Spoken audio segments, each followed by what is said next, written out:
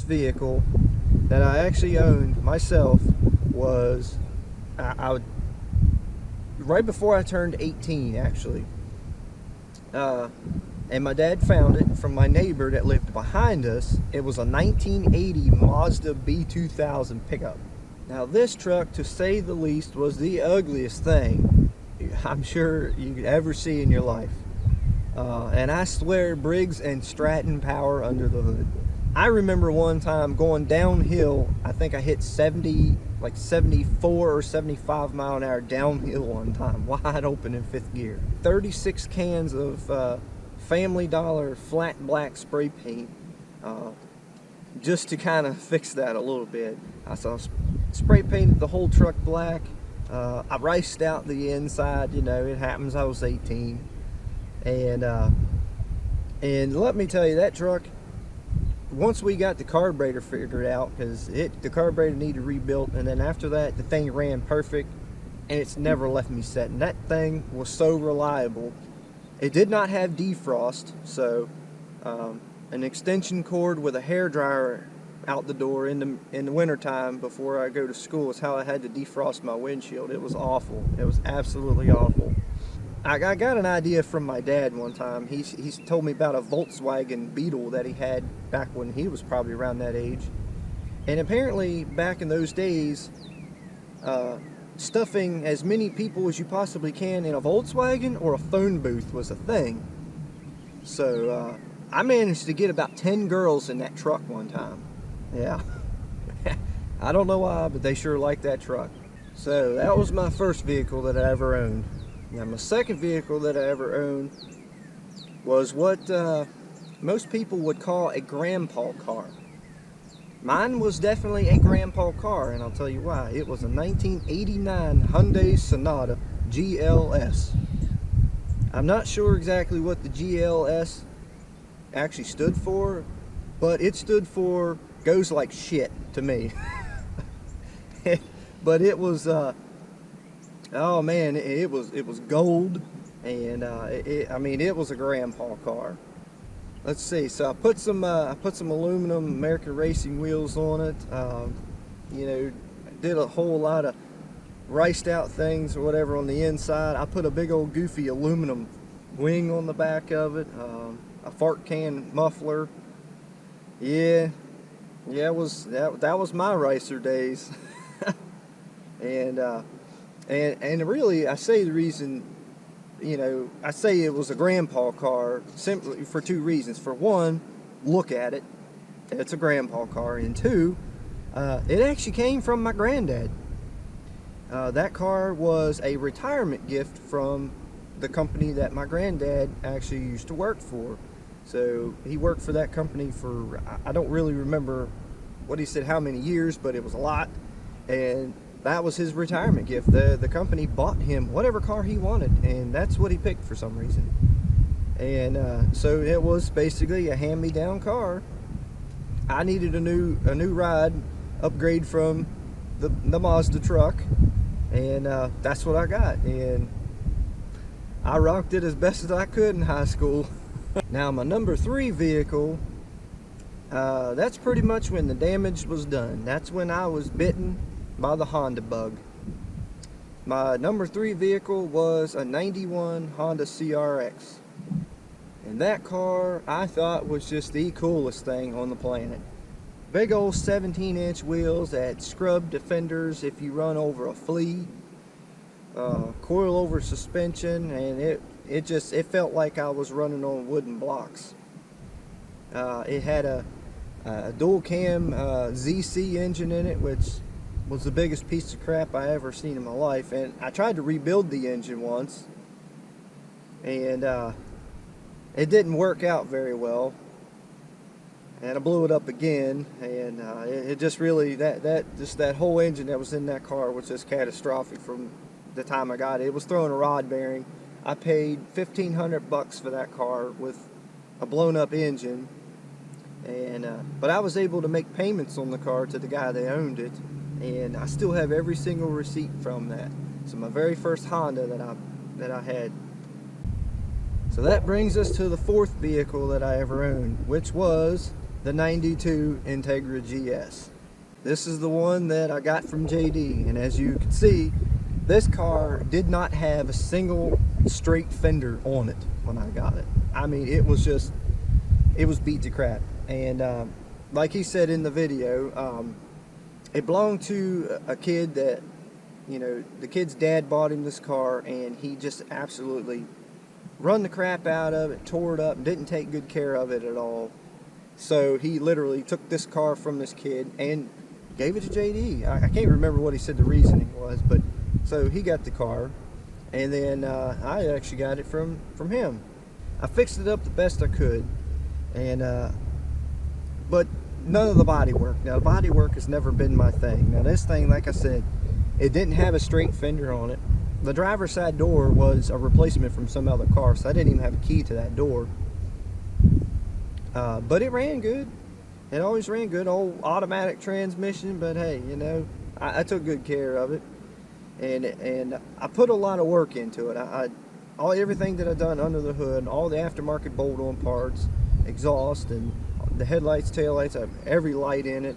I put a carbon fiber gas door lid on it. Of course, new tires on the 17-inch wheels that I actually got off of my 91 CRX. And then the day come along when I actually sold that car, and I sold it to some girl that lived locally. And after that, I'm not sure what she did with it. Now, quite some years later, I come across that car for sale on Craigslist. And I recognized the car because it had pictures of under the hood, so everything that I had done under the hood was still the same. It still had the 17-inch wheels on it. One of the things mentioned in the description of the car is that it had skunk something exhaust, and it was obnoxiously loud, which it really was, the skunk 2 exhaust. And all the tail lights were the same, the headlights were the same, all the marker lights. It still had the carbon fiber gas door lid on it. Everything was the same on the car except for one thing. The guy that currently owned it, that had the car for sale, really liked everything that was done to the car. So he liked the car so much, he took it to a body shop and told them when he picks the car up, he wants to pick up a brand new car. And that's exactly what they did to that car. I kid you not. They took that car in the body shop, completely stripped it down. They fixed every single dent, scratch, and spot on that car, everything, and completely repainted the entire car, the factory blue, the same color blue. Put it all back together. And when this guy went and picked it up, he did a walk-around video of this car. That Integra was brand spanking new. It looked like a brand new car with everything that I done to it under the hood, the wheels and tires, the exhaust, all the lights, the interior, everything. The car was like a brand new car, and it was everything that I ever wanted the car to be. And it was just unbelievable to see that car finally get the body work done to it that I wanted all along. And I wish I could find that walk around video. The guy sent me the walk around video. I wish I could find that video to share that with you so you could see what that car actually looked like after the body work. Like I said, he had it for sale. I wish I would have had the money at the time to buy the car, but I didn't. So it's hard to tell where it's at now. It may not even exist anymore, unfortunately, but that car ended up turning out really, really nice. So that brings us to the 5th car that I've ever owned, which I'm going to kind of highlight this entire video pretty much based around that 5th car. Simply because the 5th car is my 2008 Toyota Corolla. And I'll highlight that particular car because that car I bought brand new off the showroom floor. Very first time in my life to buy a brand new car, and I didn't need any help to do it. And you know, it's, you know, when you buy a brand new vehicle for the first time, you know, you're pretty much, that car's always going to be sentimental to you, and it really is. Even the dent sticker. The 6th car that I've owned was an '89 Honda CRX. Now, I bought this car from a friend of mine, and it had a second gen GSR engine in it. It was, I mean, it was a bone stock GSR engine. Had a busted ass clutch in it, crappy exhaust, big old dent in the side of it. But let me tell you, that thing ran good. Which brings me to the 7th car that I've owned. The 7th one was my 94 Civic hatchback. Now that hatchback had, you know, had the nice Rota Circuit 8s on it. It was the JDM D15B, I believe it was, single cam. It ran pretty good. It wasn't fast. I ran like a 17-second quarter mile with that car. Yeah. Now the 8th vehicle that I ever owned was actually a vehicle that I bought for work. I went to Coca-Cola in Richmond, Virginia, and you can buy one of their old work vans from there. So I've done some digging, and I found a 98 Chevy Astro van, and they were only wanted $1,500 for it. I literally went down there and bought this thing. I mean, it was clean inside and out. It didn't even have syrup spilt in the back of them, which every single one that I looked at had syrup spilled in it, or it had just ridiculous amount of miles on it, and it was just absolutely wore out. Well, this van had just a little over 100,000 miles on it. It had 4 brand new tires on it. Everything worked. I mean, this thing was in great shape. 2-wheel drive, like the 4.3 Vortec or something like that, I believe. The only couple of things that I had to do to it for it to pass inspection, it needed new brake pads on the front. I had to put a headlight in it and adjust the parking brake to work. And that was it. And I had that van for a while, and it was... that was my rolling toolbox. I used it for work. I did fire extinguisher service at the time, and then after that, of course, I used it for side jobs.